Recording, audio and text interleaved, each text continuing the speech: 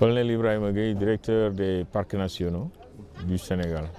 D'abord, je tiens à remercier tous les acteurs présents ici aujourd'hui dans le cadre de cette cérémonie de remise de matériel au bénéfice des groupements féminins au sein de ce qu'on appelle la réserve de biosphère transfrontière du delta du fleuve Sénégal.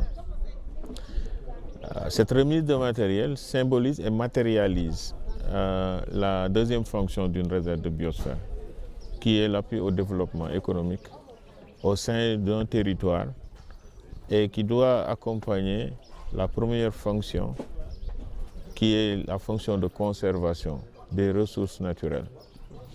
Et à côté, remplir aussi la troisième fonction d'une réserve de biosphère, qui est celui de la recherche, l'éducation environnementale, l'appui logistique.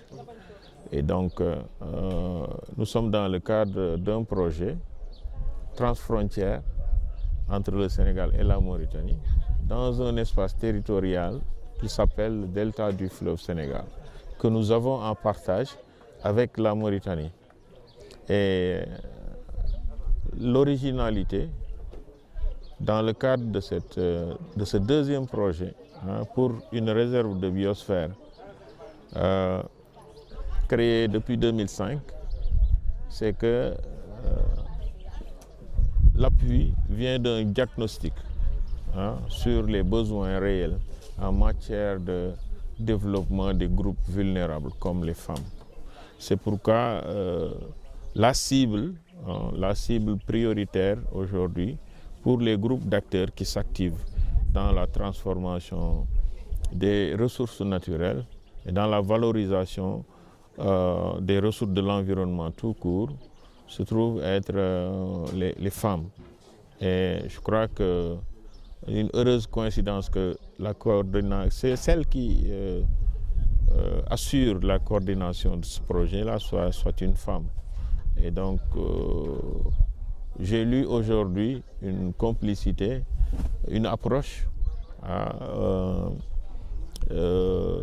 innovante en matière de ciblage, un ciblage qui vient d'un diagnostic, je l'ai dit tout à l'heure, des besoins réels. En tout cas, à travers ce projet, ce que nous cherchons, nous, direction des parcs nationaux, c'est de pouvoir appuyer les communautés locales qui tournent autour des zones classées, que cela soit un parc national ou une réserve communautaire ou une réserve spéciale, c'est de toujours avoir cette composante-là d'appui aux communautés riveraines de ces zones classées. Je crois que dans le cadre de la réserve de biosphère, celle-ci en l'occurrence, au Sénégal, nous avons beaucoup d'autres réserves de biosphère, celle du delta du Saloum, celle du Ferlo, celle de Sambadia et le delta du fleuve Sénégal. Le plaidoyer en faveur d'une meilleure protection de l'environnement, si nous contextualisons ça dans le delta du fleuve Sénégal, il est orienté vers la préservation des zones humides, parce que nous sommes dans un ensemble écologique dont la caractéristique principale se trouve être la présence de zones humides. Les zones humides aujourd'hui doivent bénéficier d'une plus grande protection. Nous sommes dans un contexte d'inondation, un phénomène récurrent.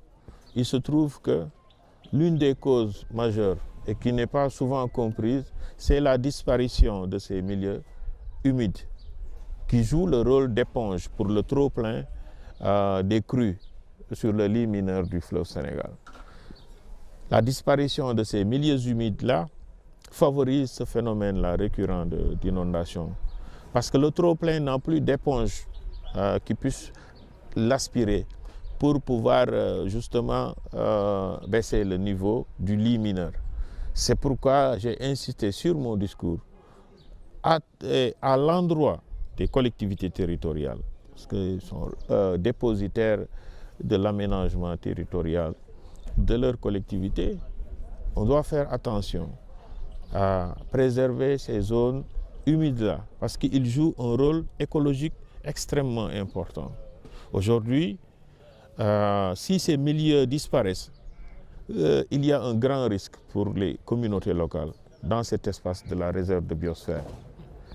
Et le risque est d'autant plus accru que c'est un site du patrimoine mondial aussi, l'île de Saint-Louis, qui est menacée par les eaux.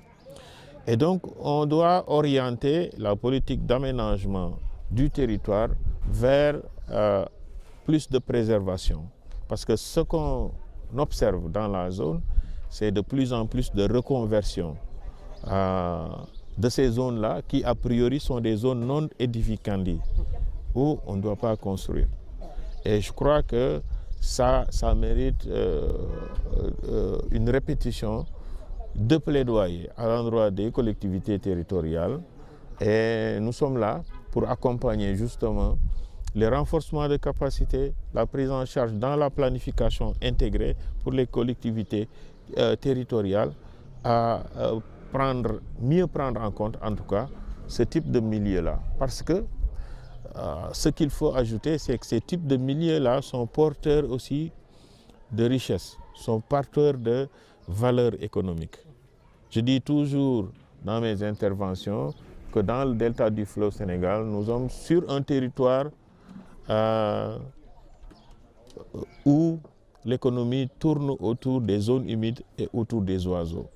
J'en veux pour preuve la vitalité de l'activité touristique qui tourne essentiellement autour de l'avifaune. Et ce point-là doit être pris en considération, pas seulement pour l'administration en charge des questions environnementales, mais pour les collectivités locales dans leurs préoccupations de développement.